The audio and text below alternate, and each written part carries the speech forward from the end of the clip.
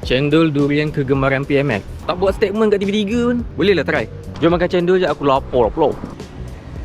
Assalamualaikum. Ni menu dia Musang King ada lagi? Boleh lah ambil cendol Musang King satu, laksa utara satu. Nasi sup campur ni sebiji macam ni lah rupa dia.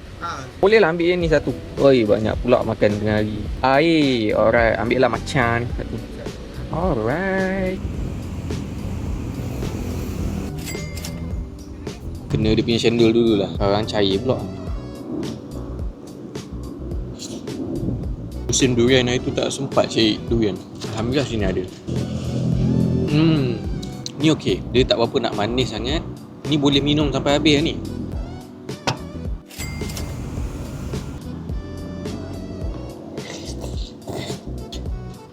Portion size dia besar juga. Ada telur sebiji. Weh, kuah pekat ni.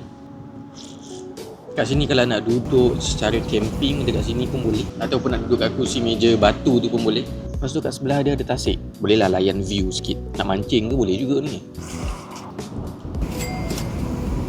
Sup campur dia ni ada daging, ayam dengan perut. Tapi sedikit masin. Ke memang macam tu? Mungkin kena makan dengan nasi kot baru rasa dengam.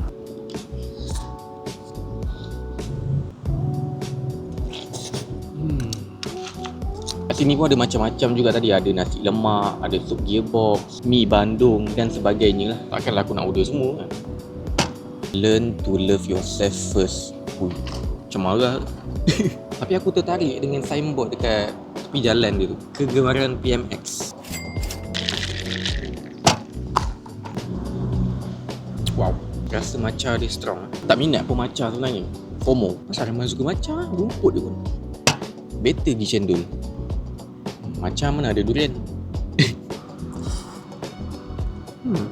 Ramai yang cakap aku makan tak habis. Tapi sebenarnya habis. Bawa balik rumah. Makan rumah lah. Benda boleh tak pau. Dan kalau buat benda tu jimat.